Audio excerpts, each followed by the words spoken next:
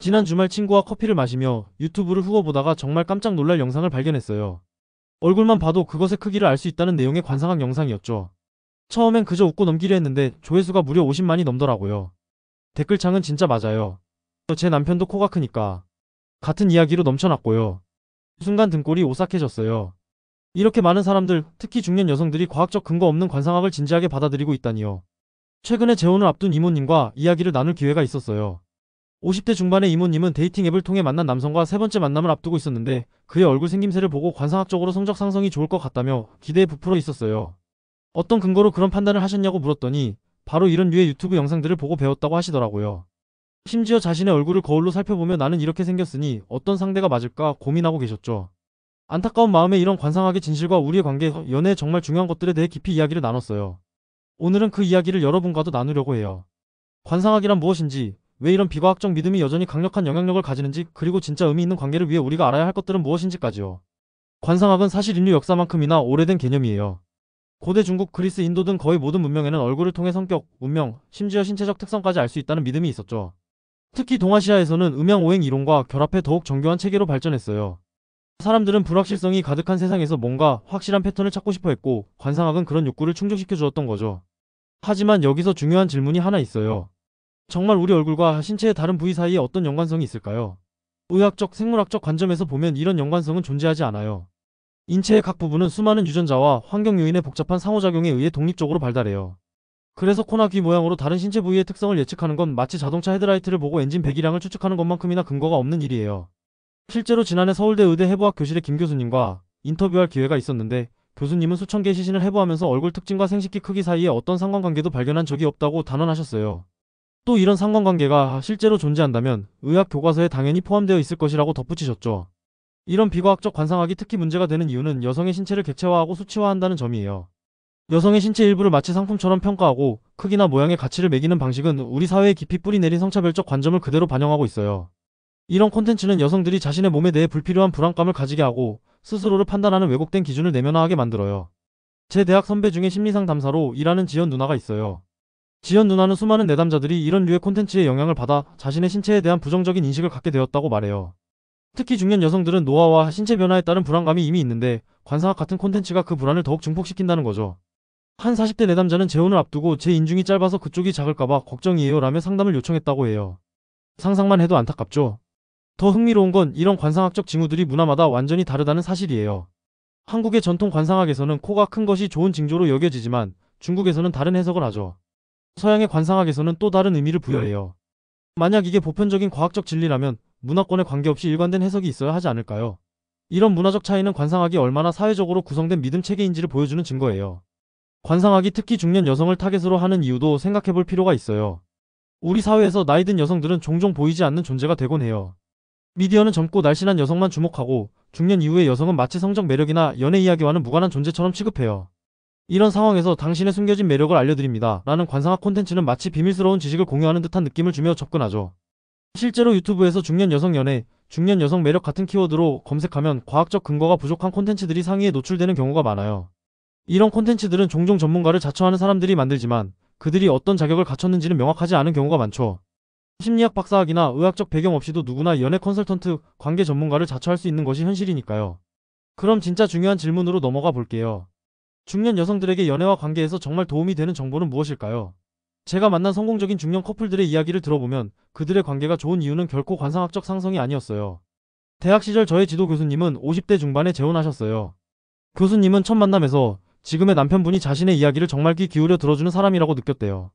그 후 6개월간의 데이트 동안 서로의 관심사, 가치관, 일상의 리듬이 잘 맞는다는 것을 확인했고 이제는 10년 넘게 행복한 결혼 생활을 이어가고 계세요. 교수님이 말씀하시길 상대방의 귀가 크고 작고가 중요한 게 아니라 내 이야기를 듣는 귀의 질이 중요한 거야 라고 하셨어요. 정말 공감되는 말씀이죠? 또 다른 예로 엄마의 친구 김선희 이모님은 55세의 데이팅 앱에서 지금의 파트너를 만났어요. 김 이모님은 처음에는 상대방의 외모보다는 프로필에 쓰여있는 취미와 인생관에 끌렸대요. 첫 만남에서도 그의 얼굴이나 키가 아니라 대화 방식과 매너를 주의 깊게 관찰했다고 해요. 그 사람이 웨이터에게 어떻게 대하는지 보면 나에게 어떻게 대할지 알 수 있어 라는 말씀이 특히 인상적이었어요. 실제로 심리학 연구에 따르면 장기적인 관계 만족도에 영향을 미치는 요소들은 전혀 다른 곳에 있어요. 상호 존중, 효과적인 의사소통 능력, 갈등 해결 방식, 가치관의 일치, 정서적 지지. 이런 것들이 진짜 중요한 요소들이죠. 특히 중년의 연애는 젊은 시절과 다른 특성이 있어요. 이미 형성된 생활 방식과 습관, 독립적인 경제력, 때로는 자녀나 전 배우자와의 관계 등 복잡한 요소들이 개입하니까요. 연세대 심리학과 박진우 교수는 중년의 연애에서는 서로의 독립성을 존중하면서도 친밀감을 형성하는 균형이 특히 중요하다고 설명해요. 젊은 시절처럼 하나로 융합되는 관계보다는 각자의 공간과 정체성을 유지하면서도 깊은 유대감을 형성하는 관계가 더 만족스럽다는 거죠. 그런데 이런 실질적인 연애 지혜 대신 많은 콘텐츠들은 겉으로 보이는 특징만 강조해요. 마치 중년 여성이 자신의 얼굴만 바꾸면 완벽한 연애가 가능할 것처럼 말이죠. 예전에 친한 누나가 관상학 영상을 보고 실제로 성형외과를 알아본 적이 있어요. 인중을 길게 만들면 그쪽도 깊어진대. 그럼 남자들이 더 좋아할 거래. 이 말을 들었을 때 정말 충격이었어요. 전문의와 상담 후에야 그런 시술이 의학적으로 무의미하다는 걸 알고 포기했지만 얼마나 많은 여성들이 이런 잘못된 정보로 불필요한 시술을 받고 있을지 생각하면 마음이 아파요. 이런 관상학 콘텐츠의 또 다른 문제점은 정상적인 신체 다양성을 문제화한다는 거예요. 사람마다 몸의 생김새는 다 다른데 마치 어떤 표준이 있고 그것이 정상인 것처럼 암시하죠. 실제로 산부인과 의사들은 여성 생식기의 모양, 크기, 색상 등은 사람마다 천차만별이며 대부분 정상 범주에 속한다고 강조해요. 인체의 다양성을 존중하는 것은 과학적으로도 윤리적으로도 옳은 태도예요. 지난해 참석한 성교육 컨퍼런스에서 만난 산부인과 전문의는 많은 여성들이 자신의 신체가 정상인지 걱정하며 내원하는데 대부분은 완전히 정상적인 변이를 가지고 있다고 말했어요. 문제는 이런 다양성에 대해 제대로 된 교육을 받을 기회가 거의 없다는 거죠. 특히 중년 여성들은 젊은 세대보다 성교육을 받을 기회가 적었기 때문에 이런 비과학적 콘텐츠에 더 취약할 수 있어요. 사실 관상학이 인기 있는 이유 중 하나는 복잡한 인간관계를 단순화해서 설명하기 때문이에요. 연애는 너무나 복잡하고 때로는 불안하게 만드는 영역이잖아요. 당신의 코 모양만 보면 당신에게 맞는 파트너를 알 수 있다라는 메시지는 이런 불안을 해소해주는 듯한 느낌을 줘요. 하지만 이런 단순화는 결국 현실을 왜곡할 뿐이죠. 그렇다면 중년 여성들이 진짜 연애와 관계에서 도움을 받을 수 있는 방법은 무엇일까요? 우선 자기 이해와 자존감을 키우는 것이 중요해요.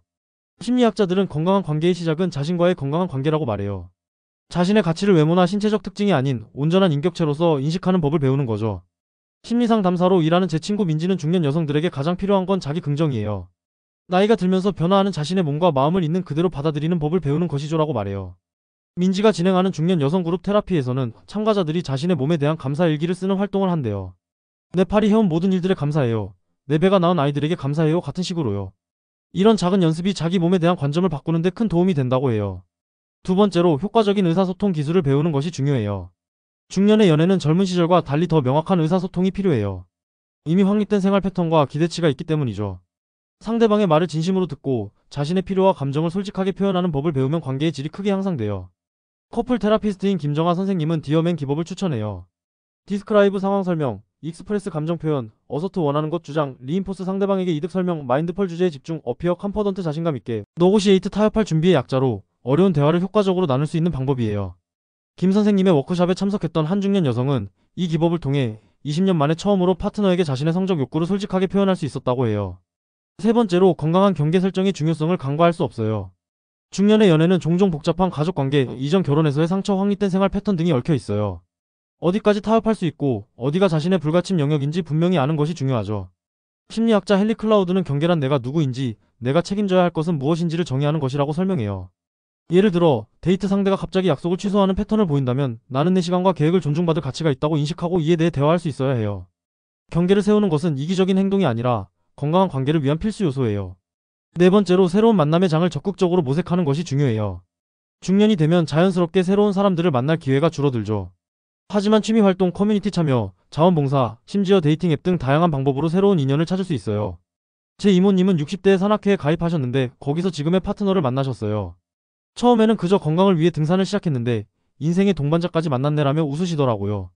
공통된 관심사를 통해 만난 사이라 대화 주제도 풍부하고 함께하는 시간의 질도 높다고 하셨어요. 다섯 번째로 디지털 리터러시를 키우는 것도 중요해요. 현대의 연애는 많은 부분이 온라인에서 이루어지는데 중년 세대는 이에 적응하는 데 어려움을 겪을 수 있어요. 데이팅 앱 사용법부터 온라인 스캠 주의하기, 디지털 에티켓 배우기 등이 필요하죠. 디지털 교육을 제공하는 김미랑 강사는 50대 이상 여성들을 위한 스마트한 온라인 데이팅 강좌가 항상 매진된다고 말해요. 특히 프로필 사진 고르기, 자기소개 작성하기, 안전하게 만남을 이어가는 방법 등에 대한 관심이 높다고 해요. 기술은 배우면 되는 것이고 중요한 건 자신감이에요 라는 김 강사의 말이 인상적이었죠. 여섯 번째로 중년의 성생활에 대한 열린 대화가 필요해요. 이 부분은 특히 우리 사회에서 금기시되는 주제인데 실제로는 매우 중요해요. 폐경이나 호르몬 변화, 만성질환 등으로 인해 성생활이 변화할 수 있고 이에 대해 파트너와 솔직하게 대화할 수 있어야 해요. 성교육 전문가 이지연 선생님은 중년 여성들이 가장 많이 하는 질문 중 하나가 이런 변화가 정상인가요? 예요라고 말해요. 대부분의 변화는 완전히 정상적이며 의학적 도움이나 간단한 적응으로 만족스러운 성생활을 이어갈 수 있다고 강조하시죠. 이지연 선생님은 성적 만족은 나이와 상관없이 모든 사람의 권리라고 말씀하시는데 정말 공감돼요. 일곱 번째로 과거의 상처를 치유하는 것도 중요해요. 중년이 되면 이전 관계에서의 실패나 상처를 가지고 있는 경우가 많죠. 이런 과거의 경험이 새로운 관계에 불필요한 두려움이나 방어적 태도로 이어질 수 있어요. 심리치료사 박상현 선생님은 우리는 종종 과거의 상처를 통해 세상을 해석해요. 예전 파트너가 배신했다면 새로운 만남에서도 끊임없이 배신의 신호를 찾게 되죠라고 설명해요. 이런 패턴을 인식하고 변화시키는 것이 건강한 새 관계를 위해 필수적이라고 강조하시죠. 제 내담자의 경우에도 이혼 후 2년간 상담을 받으며 이런 패턴을 발견하고 변화시키는 과정을 경험했는데 정말 도움이 많이 됐어요 라고 말했어요. 여덟 번째로 현실적인 기대치를 세우는 것이 중요해요. 로맨틱 코미디나 드라마에서 보여주는 관계는 종종 비현실적이고 이상화되어 있죠. 실제 관계는 완벽하지 않으며 때로는 지루하고 갈등도 있고 타협이 필요해요. 관계 코치 정수미 선생님은 완벽한 파트너를 찾겠다는 생각 자체가 불행의 씨앗이라고 해요. 대신 나와 가치관이 맞고 서로 존중하며 함께 성장할 수 있는 사람을 찾는 것이 더 현실적이고 건강한 접근법이라고 강조하시죠. 정 선생님의 워크숍에서는 참가자들이 반드시 필요한 특성과 있으면 좋지만 필수는 아닌 특성을 구분하는 연습을 한다고 해요. 이 과정에서 많은 중년 여성들이 자신이 정말 중요하게 생각하는 가치가 무엇인지 깨닫게 된대요. 아홉 번째로 친밀감의 다양한 형태를 인식하는 것이 중요해요. 연애와 친밀감이 반드시 전통적인 남녀 관계나 결혼으로만 표현될 필요는 없어요. 근래에는 LAT 관계, 플라토닉 파트너십, 공동체 생활 등 다양한 형태의 친밀감이 인정받고 있어요. 사회학자 김영주 교수는 현대 사회에서는 관계의 형태보다 관계의 질이 더 중요해지고 있다고 말해요. 특히 중년 여성들 사이에서는 전통적인 결혼보다 자신의 독립성을 유지하면서도 깊은 정서적 유대를 형성할 수 있는 대안적 관계 형태에 대한 관심이 높아지고 있대요.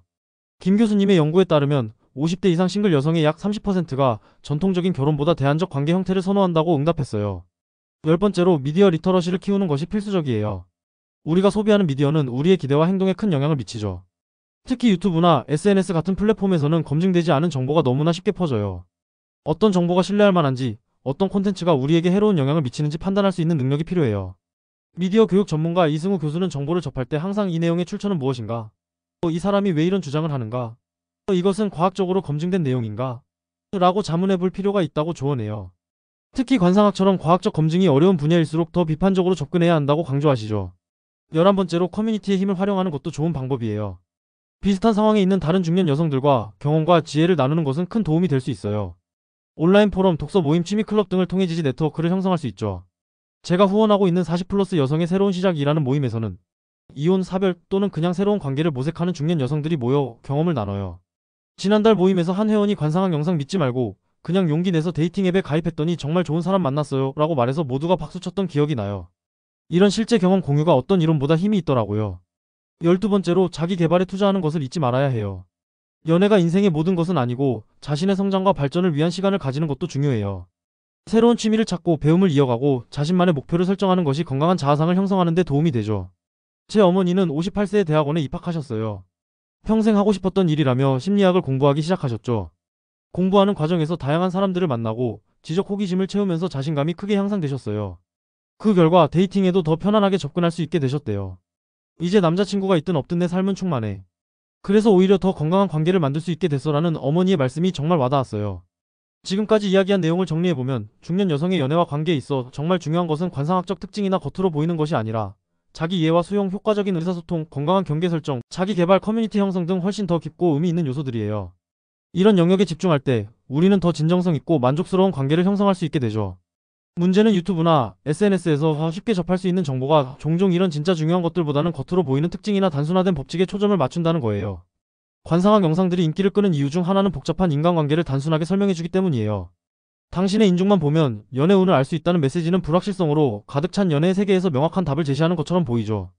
하지만 인간관계는 그렇게 단순하지 않아요. 오히려 그 복잡함과 다층성이 관계를 풍요롭고 의미 있게 만들어주는 요소예요.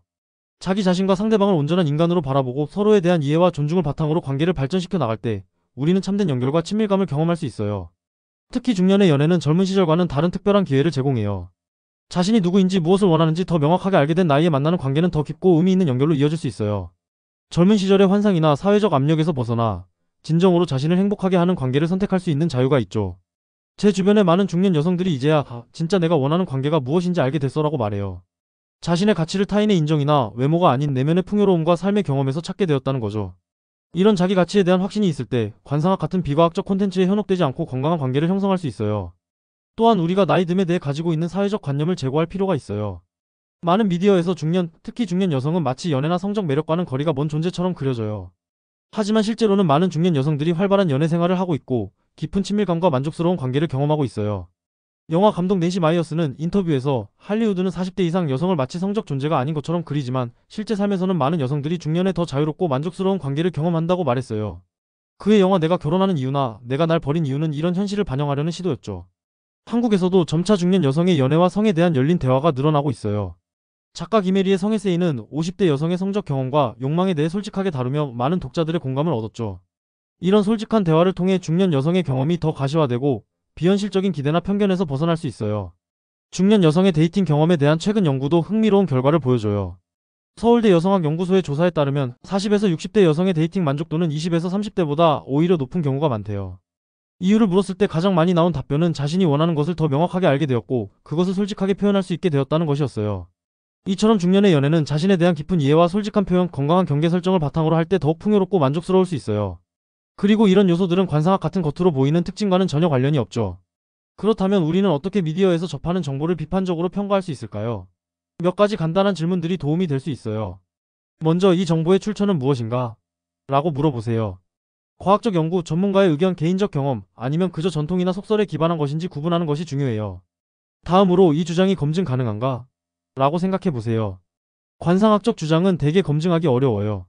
코가 크면 그것도 크다는 주장은 어떻게 검증할 수 있을까요? 실제로 대규모 연구를 통해 이런 관계를 조사한 적이 있나요? 대부분의 경우 그렇지 않죠.